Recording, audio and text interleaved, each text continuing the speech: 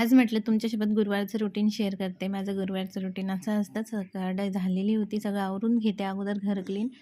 बाहेर हळदीचं लेपन केलं आहे. गुरुवारी मी हळदीचं लेपन करते. रांगोळी, दिवा सगळं झालेलं आहे. आणि सकाळीच मी टी व्हीमध्ये गाणी लावून देते, म्हणजेच मग सगळ्यांना ऐकू येतं आणि मी माझे कामं करत असते. तर इथे चालू होतं कृष्णाय वासुदेवाय हरये परमात्मने प्रणतः क्लेशनाशाय गोविंदाय नमो नमः. आणि तारक मंत्र वगैरे पण चालतं असं.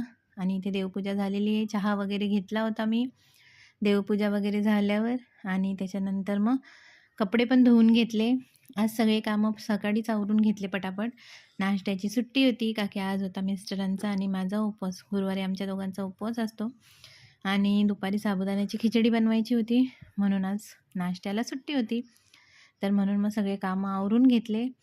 आणि इथे मी कपडे पण वाळत घालून देते. आणि हानीची आंघोळ वगैरे पण झालेली आहे. आणि तिला सकाळी ना मी दूध वगैरे दिलं होतं प्यायला. आता मला तिच्यासाठी आलूचा पराठा बनवायचा आहे. मी आलू उकडून ठेवले होते. आणि मग आता दुपारचे 2 वाजले आहे. तर चला म्हटलं मिस्टर येतील तर साबुदाणा खिचडी बनवून घेते. तर मी पहिल्यांदाच असं साबुदाणा बनवत आहे.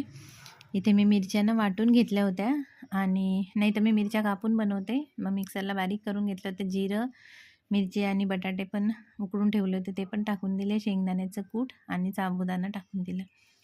असाच मी साबुदाणा सिंपलमध्ये मी इथे फक्त सेम बनवते, पण मी टोमॅटो आणि हिरव्या मिरच्या कापून टाकते. आज मी टोमॅटोने टाकला आणि हिरव्या मिरच्यांना दळून टाकला आहे.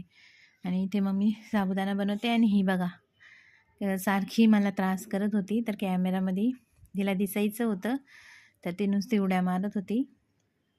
आणि छान असं साबुदाणा म्हटलं वाफवून घेते, का थोड्या वेळ वाफवला ना की छान असं मऊसूत होतो साबुदाणा. तर इथे बघा साबुदाणा पण ते वाफवतो तिथपर्यंत मग मी कढी करून घेतली. तर इथे बघा कढी झालेली आहे. तर चला मग बाय.